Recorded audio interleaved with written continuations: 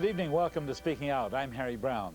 Tonight we're going to talk about yeast-related health problems which can cause such diverse symptoms as headaches, digestive problems, chest pains, infertility, blurred vision, depression, skin problems, and sex organ infections, among others. And because of the wide variety of symptoms, a lot of people may not realize that what they have has been triggered by a yeast infection. The problem is their doctors might not realize it either. Yeast infections are caused by a special kind of yeast, Candida albicans, and can occur in men, women, and children. Quite a number of medical professionals either don't know or don't believe that yeast can be at the root of many medical and psychological complaints. What we're going to do tonight, we're going to try to do, is to find out what yeast infections are all about, how to tell if it's your problem, and then what to do about it. Let me introduce our guests for tonight. Dr. William Crook is the author of the book, The Yeast Connection. He's a fellow of the American College of Allergies, the American Academy of Pediatrics, the American Academy of Environmental Medicine, and numerous other organizations. And now we have the pleasure to welcome you to Toronto, Dr. Crook. Nice to have you here. Nice to be here. Dr. Carolyn Dean is a Toronto medical doctor. She is in family practice here. She has studied and worked both in Canada and in the United States, has done special studies in the areas of Candida, PMS, nutrition, and acupuncture. And good evening to you, Dr. Dean. Good evening, Harry. Nice to be here. Good to have you here. Let's start with you, Bill, if you don't mind. What are yeast, what are they? Well, this yeast we're talking about is a normal inhabitant of the body. It's sometimes referred to as a sort of friendly critter.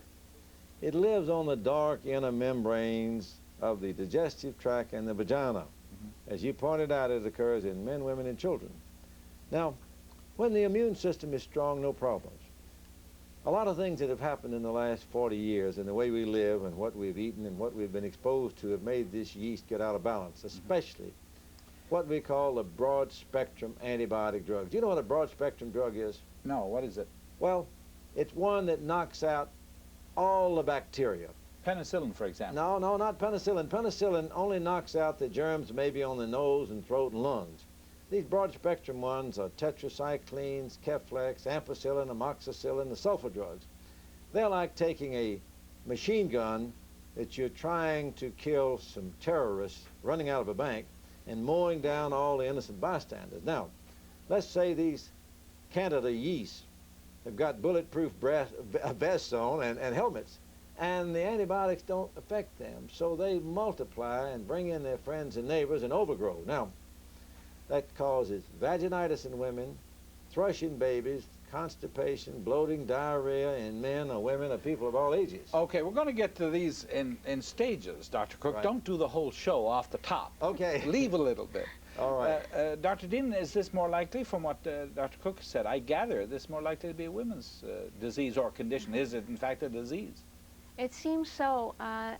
What they're finding is that yeast seem to have estrogen receptors, where women who have more estrogen tend to be growing more yeast, therefore with menstrual irregularities, premenstrual tension, pregnancy, birth control pills. I don't know so much about use of estrogen after menopause, but all those variety of things common to women make women more susceptible to yeast overgrowth. And the symptoms that relate to men and women? The most common symptom, in my experience, and I reviewed 100 consecutive patients, are those affecting the nervous system: fatigue, headache, and depression. Second most common, and of course equally common in women, are those affecting the reproductive organs, as Carolyn pointed out: PMS, infertility, irregular menstrual periods, and of course vaginitis and cystitis, pelvic pain. One of my friends who's a gynecologist said anything that has to do with hormone function could be related to this yeast. Carolyn, what are some of the other things that you have seen in your patients that you think are most important? The fatigue is the overwhelming thing. People can come, sit down, have 30 complaints. I kid you not. And I write them all down and I say, what's the worst? And they say it's the fatigue. If I didn't have the fatigue, I could deal with the rest of it. Is the history important here? Oh, yes. You're writing all this stuff down. Oh, yes. And patients are getting very good about writing their own chronological history down for me. In medical school, we used to be told, beware of a patient who comes bearing their history written down, because for sure they're neurotic, but for me, for sure, they have tracked what's wrong with them. Imagine a professor saying that a person who comes with his own medical history is neurotic. Yes. Okay, yeah. I'll tell you another side from a professor. The professor of medicine at Boston University, and by the way, this is in the postscript of my book, and I'm paraphrasing, in an editorial called The Gold Standard, and he said, as we get more and more fancy laboratory tests, the history becomes more important if we know what questions to ask. And he said, the clinical experience of the physician is the gold standard of good medical care. So I ask all of my patients to write me a letter, even a 10-page letter, telling me their story. You know, brief word from the writer of this book. I have to tell you a couple of things about this book. First of all, this is the Yeast Connection, Dr. Crook's book. It comes out it's in 2 editions. One's hardcover, and the other is softcover. I recommend softcover for 2 reasons. It's been updated. There's a lot of new material. In fact, you've changed some things from the first book, especially about the diet. Right. That's one reason. The other is it's cheaper. I just thought I'd throw that. Costs half as much. Well, yeah, but when we're talking about transferring these American dollars over to Canadian dollars, we have to be very careful about cost. Anyway, let's get on to other things. Some of the things that you said, you see, sound like they might be the symptoms of other conditions. So, I'd like to talk about the psychological symptoms. Many sound like the sugar imbalance, for example. Hypoglycemia. Diabetes even. I mean, are you talking about hypoglycemia? Do I have hypoglycemia, or do I have a yeast infection? When I first went into practice about 7.5 years ago, I noticed that the hypoglycemia seemed to be the disease.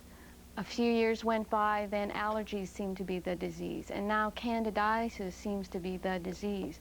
And I've never scoffed at any of it, because I see patients have symptoms. There's simple treatment for hypoglycemia with a small frequent meal diet, high carbohydrate. For allergies, there's rotation diets. For candidiasis, there's a special diet. So it's simple treatment. All the symptoms, including actually premenstrual tension symptoms, can be similar. So you have to spend a lot of time getting it all straight, showing patients where this picture could represent several entities, and you have to sort it all out. It's detective work, really. You mentioned something about Diet. Now the yeast is the condition. In the Canadian Living magazine coming up, in fact, it's not out yet, but it'll be out soon. The writer talks about anti-yeast diets could leave you malnourished. She talks about, depending on which diet is being followed, this could eliminate leavened bread, sweets, processed meats, cheeses, canned and bottled and frozen fruit juices, melons, alcohol and coffee and tea, mushroom soya sauce. She says if soya sauce promotes yeast infections, China must be in a real mess. She's pretty skeptical about your whole thing, Dr. Crook. Well, let me tackle this. The whole business about diet has been difficult for me even. And in the first edition of the book, I put out 2 diets because the pioneer doctor, Dr. Trust, talked about the low-carbohydrate diet. I agree with this writer. I don't really believe in a low-carbohydrate diet for any long period of time because people can get malnourished. One of the main reasons we revised the book is to change the diet, and this is what I now recommend.